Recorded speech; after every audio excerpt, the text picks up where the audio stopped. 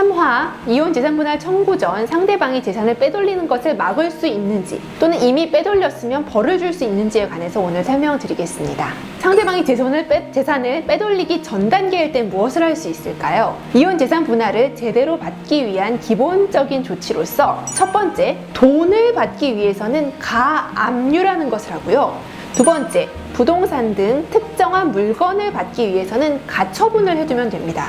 이혼 재산 분할에 관한 상담을 받으러 갔을 때 제대로 된 이혼 전문 변호사라면 이러한 가압류, 가처분의 필요성에 대해서 즉시 파악을 하고 신속히 가압류나 가처분 절차 진행을 안내합니다.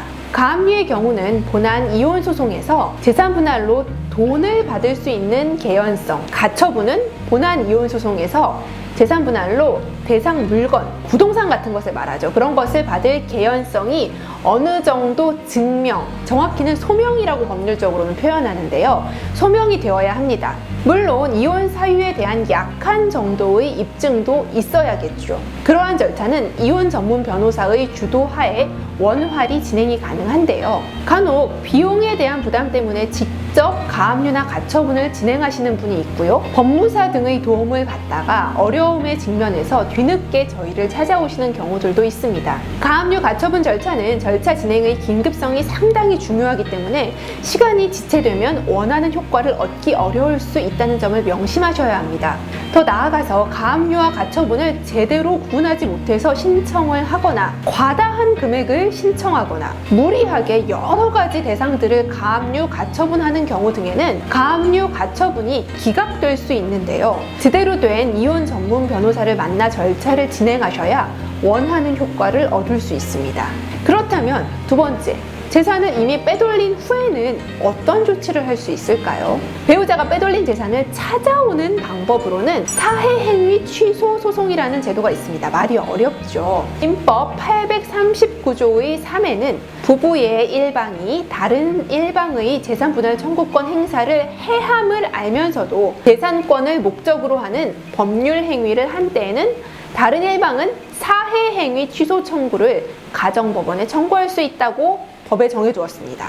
쉽게 말하면 부부관계가 파탄에 이른 무렵에 일방이 재산분할 청구권을 행사할 재산이 부족하도록 하거나 그 부족 상태가 심화되도록 재산을 임의로 마음대로 처분을 하는 경우에는 그 재산을 취득한 사람이 그러한 부족을 알고 있는 경우 채권자 취소권 행사를 통해서 원상 회복, 원래대로 돌려놓게 하는 제도라는 것입니다. 이혼을 앞두고 워낙 재산을 처분하고 은닉하는 경우가 많기 때문에 일반 민법상의 사해행위 취소 제도가 있음에도 불구하고 친족법에 별도의 규정을 또 둔 것입니다.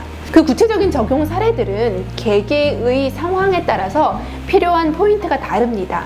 그렇기 때문에 이 문제는 개별적인 상담이 정말로 꼭 필요한 사건입니다. 세 번째, 그렇다면 이렇게 재산을 빼돌리는 것이 형사범죄는 되지 않을까요? 형사적으로는 형법 327조의 강제집행 면탈죄의 성립 여부가 문제될 수 있습니다. 즉 상대방 배우자가 이혼을 요구해서 위자료와 재산 분할을 요구하는 상황에서 재산이 상대방 배우자에게 넘어가는 것을 막기 위해 허위의 채무를 부담하고 자기 재산에 가등기를 마치는 행위는 강제집행 면탈죄에 해당한다고 본 판례가 분명히 있습니다.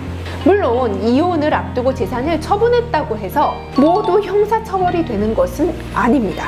이혼소송 절차 진행에서의 금전 지급이 충분히 예측되는 상황에서 재산을 은닉, 손괴, 허위 양도, 허위 채무 부담을 하는 등의 행위를 하는 것을 처벌하는 것인데요. 은닉인지, 손괴인지, 허위 양도인지, 허위 채무 부담인지, 진정한 양도인지, 진정한 채무 부담인지 등은 법률적 판단이 분명히 필요합니다.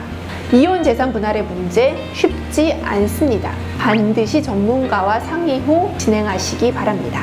시청해주셔서 감사합니다.